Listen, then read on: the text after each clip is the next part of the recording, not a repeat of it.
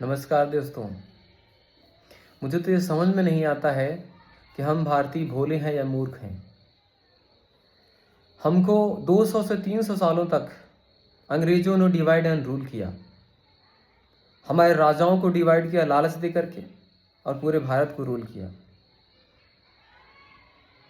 फिर हम कितने कष्ट और यातनाओं के बाद उससे बाहर आ पाए। जैसा कि भगत सिंह ने कहा था कि गोरे अंग्रेज जाएंगे और काले अंग्रेज आ जाएंगी, असली स्वतंत्रता नहीं होगी भारत में जब तक हम में जो है कैरेक्टर वाइज या थिंकिंग वाइज रिवॉल्यूशन नहीं होगा। और वही हो रहा है आज। पिछले 20-30 सालों से जिस तरीके से डिवाइड एंड रूल किस अलग लेवल तक का है, इस पे आप सोचिएगा कि पहले हमें कोई भी पार्टी हो, पहले हमें ये शो करते हैं कि हम तुम्हारे साथ में हैं और हमारा वोट ले जाते हैं। हमको वोट हमारे साथ में रहने के लिए नहीं देना है दोस्तों, हमको वोट देना है कि हमारे लिए क्या काम दे रहे हैं, काम कर रहे हैं।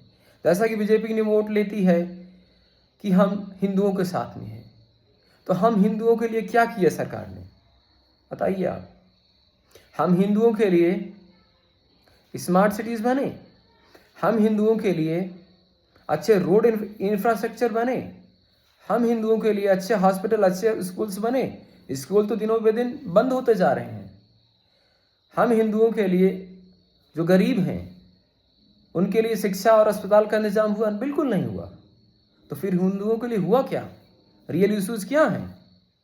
कम से कम हिंदुओं के लिए कर देते।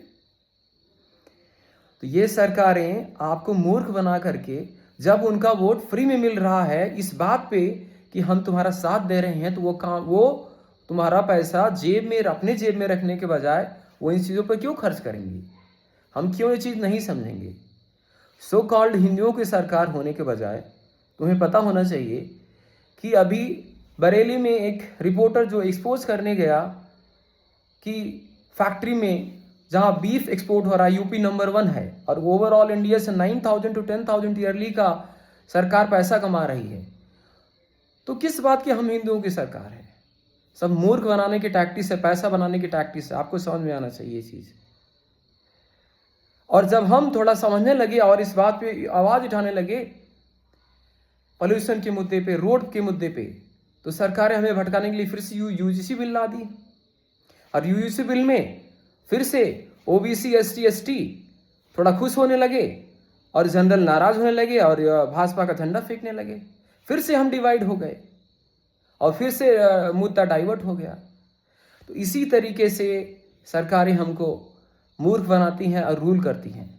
जब तक हम रियल इश्यू पे बात नहीं करेंगे, रियल इश्यू मतलब क्या, हम सवाल नहीं करेंगे कि आपने साथ की बात की थी, सबके साथ सबके विकास की बात की थी, सबका साथ नहीं दिया, अगर कम से कम हिंदुओं का ही साथ दिए तो हम हिंदुओं को मिला क्या? हाँ, मानता हूं आपने अयोध्या में राम जी का मंदिर बनवा दिया, ठीक है। उसके बाद हमारे लिए क्या हुआ? उसके साथ में अभी काशी में, अभी नहीं, पिछले 5 सालों से पैसा कमाने, धंधा बनाने के लिए कितने सारे मंदिर, हमारे पुराने मंदिर तोड़ दिए गए। वो कहाँ गया फिर? हिंदुत्व नहीं। अभी अयोध्या में ही चले जाइए, वहां पर भी बिजनेस का पूरा धंधा बना दिया गया। वहां के लोकल लोगों को मार करके भगा दिया गया और बाहर के लोगों को ही पैसा बनाने के लिए जो सरकारों को पैसा देते उनको रखा गया। तो किसके लिए हो रहा है ये सब? ये हमारे आस्था का, हमारे सेल्फ की चीजों का यूज करके मूर्ख बनाया जा रहा है। और पहले भी मूर्ख बनाया जाता था, अभी मूर्ख बनाया जा रहा है। अंग्रेज भी डिवाइड एंड रूल करते थे, अभी भी डिवाइड एंड रूल हो रहा है। हम कब तक ये नहीं समझेंगे? जब तक हम सरकार से ये नहीं पूछेंगे हमारा टैक्स का पैसा कहाँ गया, उसका क्या यूज हुआ, तब तक सरकारें, जब तक उनको फ्री में वोट मिल रहा है कि हाँ मैं तुम्हारा साथ दे रहा हूं, जनरल कह के, ओबीसी कह के, एससी एसटी कह के, हिंदू कह के, मुस्लिम कह के, तब तक वो तुम्हारा काम नहीं करेंगे। जब हम ये पूछेंगे कि आपने हमारे साथ की बात की, काम क्या किया, तब हम वोट देंगे। केवल साथ के नाम पर वोट नहीं देंगे, तब रियल चेंज आएगा दोस्तों। इसके बारे में सोचिएगा और आवाज उठाइए। हम युवा जब बोलेंगे तभी चेंज होगा। जय हिंद, जय भारत।